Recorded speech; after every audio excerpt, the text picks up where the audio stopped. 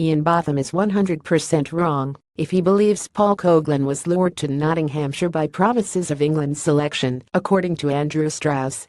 Botham, the chairman of Durham, released a statement on Tuesday in which he suggested Durham's players had been unsettled by talk of Greater England opportunities if they moved to different counties. He went on to warn of a potential for conflict of interest in serving county directors of cricket also working as England selectors.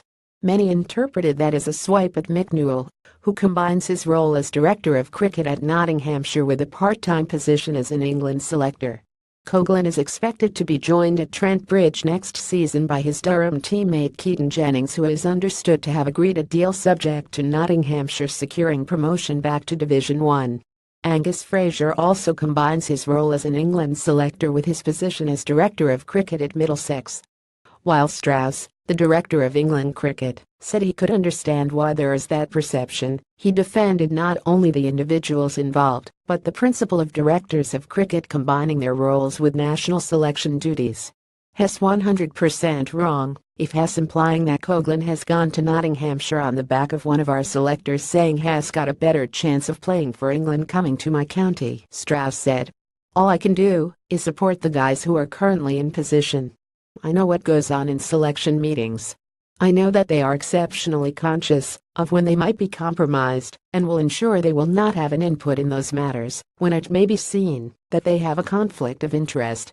Those selectors' jobs are part-time roles, and, as a result, if we want experts who are up to speed with what is currently happening in the game, county directors of cricket are obviously pretty well positioned to be able to do what that role requires them to do. That's why those guys are in position.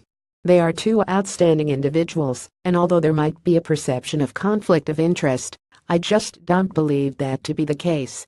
I would be exceptionally surprised if any of our selectors were going up to players and saying, if you come to us, it will improve your chances of playing for England. They won't say that. I know they don't say that. And if they did, that would be a problem. We are always looking at ways to improve both the system and the structure. Currently, I am very comfortable with where we are. Botham also expressed concerns that counties were not being sufficiently rewarded for developing England players. While Strauss pointed out there is an agreement in place to do just that, he admitted the ECB would review its performance-related fee payments PRFP system to ensure it was working. Counties do get money PRFP for developing England players, Strauss said. And we are just starting conversations about what a new county partnership agreement looks like. We are going to be looking at all this and saying, how does it work currently, and does this incentivize what we want? I want counties to develop their own players. It's the right way to do it and the cheaper way to do things long term.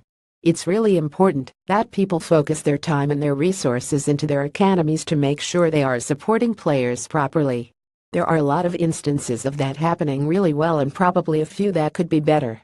So we need to challenge the counties on that and make sure that people are rewarded for producing England players at all levels.